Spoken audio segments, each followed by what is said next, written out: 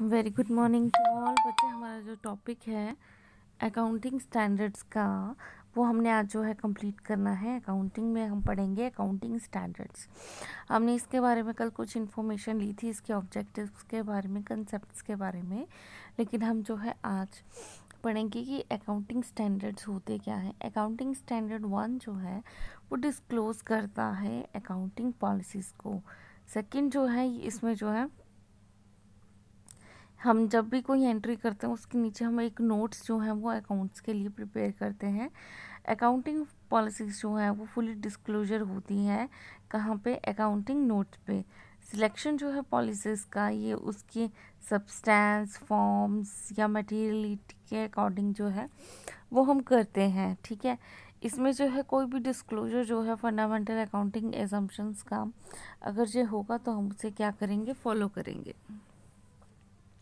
Accounting standard 2 ये जो है वैल्यूएशन होती है इन्वेंट्रीज की।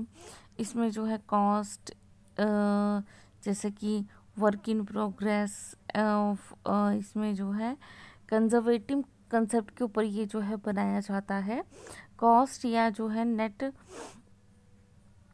हमारी जो है वैल्यू होगी, जो भी लो होगी, ठीक है, वो हम इसमें जो है वो लेके चलेंगे, ठीक है।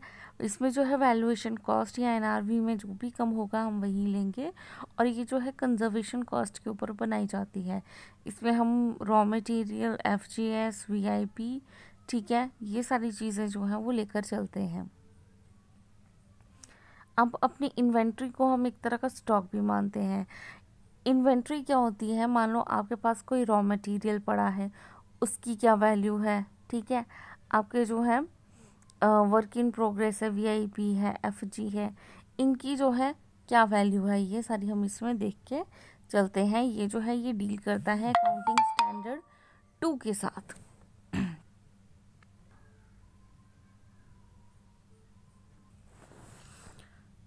अब जो है अकाउंटिंग स्टैंडर्ड 2 ये क्या कहता है, इसमें जो है हमने वैल्यूएशंस जो कि हमने करनी है, ये जो है आइटम बाय आइटम के ऊपर हम करेंगे, यानी कि कौन सी आइटम को हमने कैसे ट्रीट करना है, या उसकी वैल्यूएशन जो है वो हमने अलग अलग तरीके से करनी है, ठीक है। नेक्स्ट है कॉस्ट ऑफ इन्वेंट्री, ठीक है, हमने पढ़ा था ना, आइटम के बेसिस के ऊपर हम करते हैं।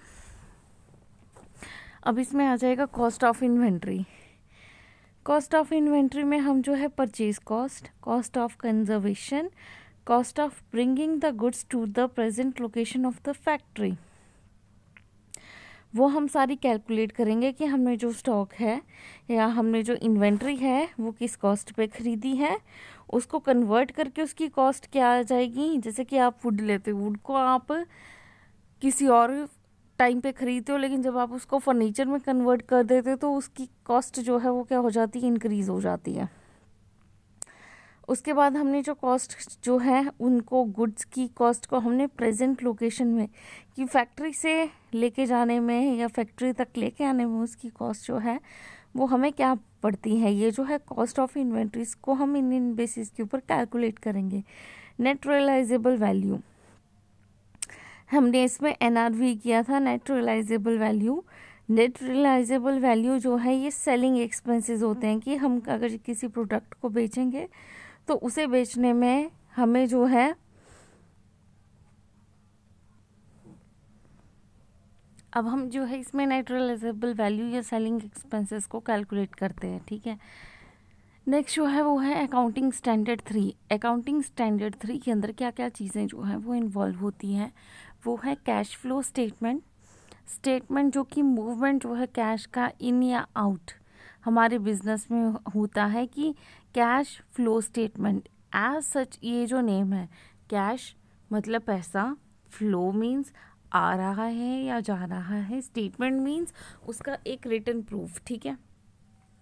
तो हम इसे जो है ऐसे डिनोट कर सकते हैं कैश फ्लो स्टेटमेंट को। ये जो स्टेटमेंट होती है ये हमें शो करती है मूवमेंट, कि एक कैश जो है वो कैसे आ या जा रहा है हमारे बिजनेस में। इसमें हमारे पास 3 एक्टिविटीज़ जो हैं वो आती हैं। एक आती है फाइनेंसिंग, एक आती है इन्वेस्टिंग, और एक आती है ऑपरेटिंग। ऑपरेटिंग का मतलब क्या है कि जब आप जो है कोई भी काम कर रहे हैं, ठीक है। आपने कोई भी काम को वर्किंग में है, जैसे आप जो है मैन्युफैक्चरिंग कर रहे हैं, तो वो होता है आपका ऑपरेशन एक्टिविटीज़, ठीक है।